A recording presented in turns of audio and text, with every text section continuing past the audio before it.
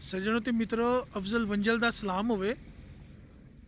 ਅੱਜ ਤੁਹਾਡੇ ਸਾਹਮਣੇ ਅਸੀਂ ਅਨਵਰ ਉਦਾਸ ਹੋਰਾਂ ਦੀ ਕਿਤਾਬ ਬਲਦੀਆਂ ਰੁੱਤਾਂ ਲੈ ਕੇ ਹਾਜ਼ਰ ਹੋ ਗਏ ਹਾਂ। ਅੱਜ ਤੁਹਾਨੂੰ ਚੰਗੀਆਂ ਚੰਗੀਆਂ ਗਜ਼ਲਾਂ ਪੜ੍ਹ ਕੇ ਸੁਣਾਉਂਦੇ ਹਾਂ।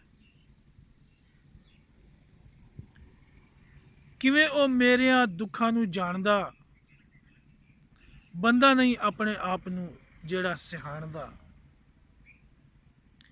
ਵਾਕਿਫ ਸੀ ਉਂਝ ਨਾ ਕੋਈ ਵੀ ਅੰਦਰ ਦੇ ਭੇਤ ਤੋਂ, ਚੁੱਪਾਂ ਨੇ ਭਰਮ ਤੋੜਿਆ ਖਾਲੀ ਮਕਾਨ ਦਾ।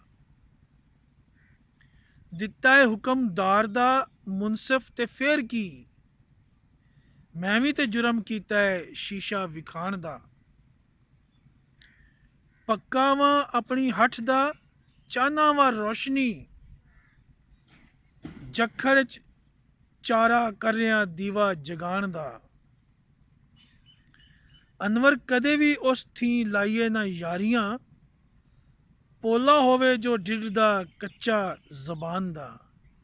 ਜੀਂਦੇ ਰਹੋ ਤੇ ਵਸਦੇ ਰਹੋ ਜੀ, ਰੱਬ ਰਾਖਾ।